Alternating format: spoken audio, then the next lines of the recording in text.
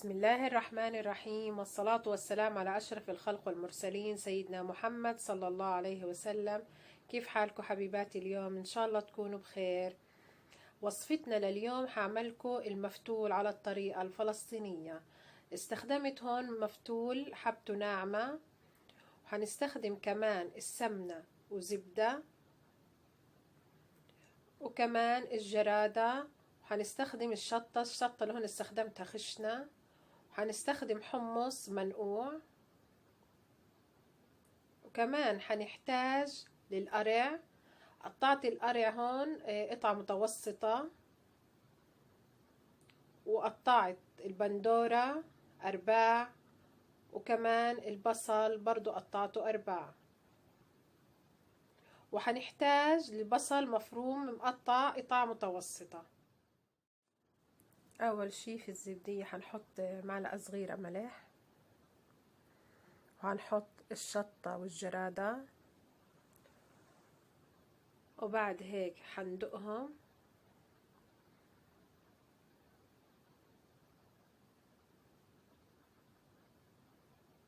بعد هيك حنحط البصل،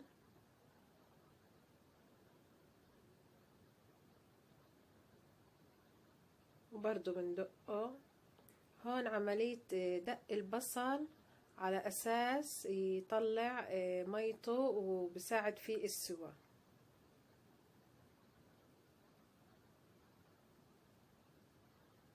بعد هيك بنحركه، وهيك صار جاهز. أول إشي بندير المفتول، وبنحط عليه معلقة ملح،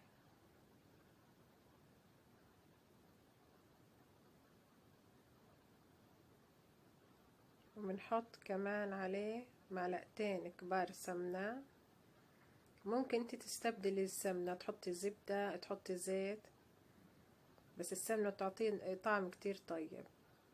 وبنحط عليه جزء من التتبيلة، وبعد هيك بنحط عليه المية السخنة،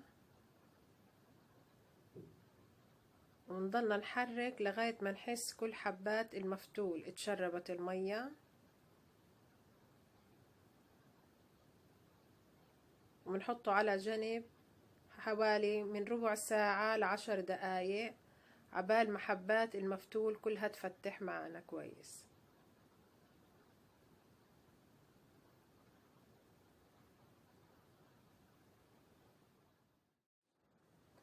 هلأ بعد ربع ساعة شايفين كيف حبيبات المفتول ما شاء الله فتح. حلقت بدنا نحطه في المفتولية. هلأ طنجرة المفتولية صارت جاهزة. شايفين كيف البخار لما يطلع منها البخار بهيك الكمية معناته صارت جاهزة. حننزل في التتبيلة اللي عملناها، ودايما التتبيلة بنحطها أول إشي عشان تستوي منيح. وبعد هيك بنحط المفتول، بسم الله، وبنحركه بنوزعه في المفتولية، وبنبعده عن الأطراف. بنحاول إنه يكون تقريبا كله متجمع في النص حوالين البخار. هلأ بعد ربع ساعة من المفتول وهو على النار نعمل له تقليبة بسيطة. هو تقريبا المفتول هذا بيقعد حوالي ثلث ساعة. أول شي بنحمي الزيت، وبنحط قطع الدجاج، بنشوحها على الشقتين. بدنا اياها تاخد هيك لون اشقر جميل، وبساعد كمان في السوا، وبيعطي كتير طعم طيب للمرق. هاي ما شاء الله شايفين كيف اللون اللي اخدته. هلا بعد ما اخذ الدجاج اللون هذا الحلو حضيف عليه المية المغلية،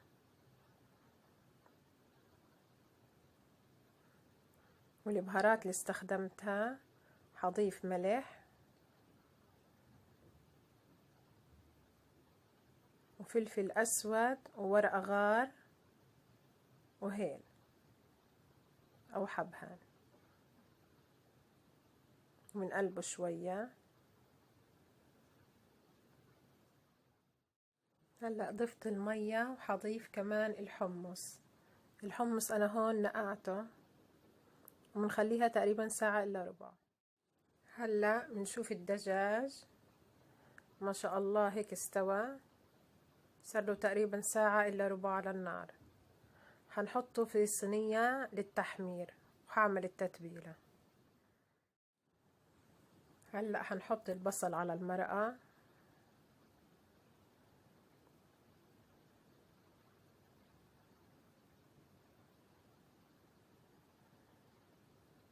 هنضيف القرع،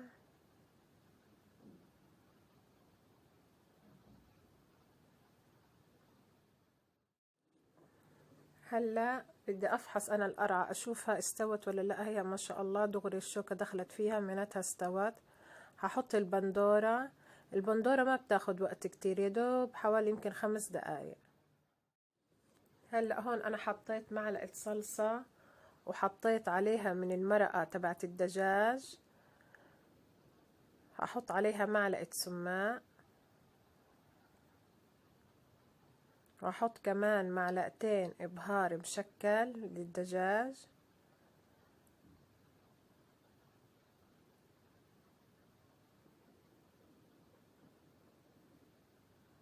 وكمان شطة. أنا هون ما ضفتش الملح عشان المرقة فيها ملح، بس إذا أنت حابة تزودي شوية ممكن تضيفي. بنحرك المكونات كلها مع بعض وهيك صلصتنا صارت جاهزة. هلا أنا بدي أشيل الجلد تبع الدجاج، وإذا أنت بتحبي تخليه برضو أنت الإشي بيرجع لك. وفي ناس كمان بتحطه على المفتول بتخليه بس مسلوق، بس احنا بنحبه يكون محمر. خليت انا بدهنه في التتبيلة. وكمان هون ملاحظة، الجلد انا تبع الجناح ما رضيت اشيله لانه الجناح رقيق، اذا شلت يعني جلده حينشف وحينحرق في التحمير. بعد هيك بحطه بالفرن، بولع عليه النار من تحت، وبعد هيك بحمر الوجه.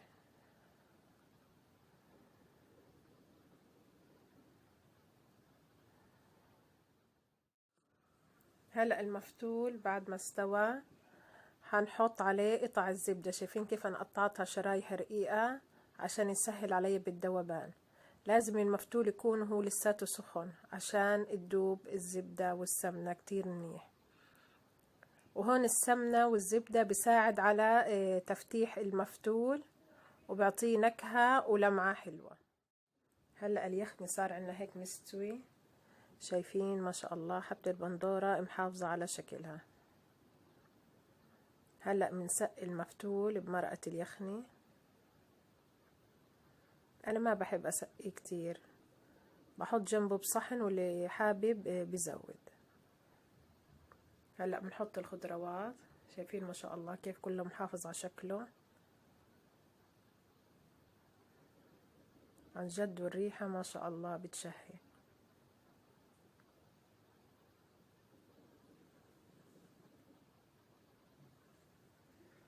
بعد هيك بنحط قطعة دجاج. بتمنى انكم تجربوها. وهيك حبايبي وصلنا للشكل النهائي. بتمنى الفيديو يكون عجبكم، ادعموني بلايك، لا تنسوا الاشتراك في القناة وتفعيل الجرس ليصلكم كل شي جديد، وفي حفظ الله.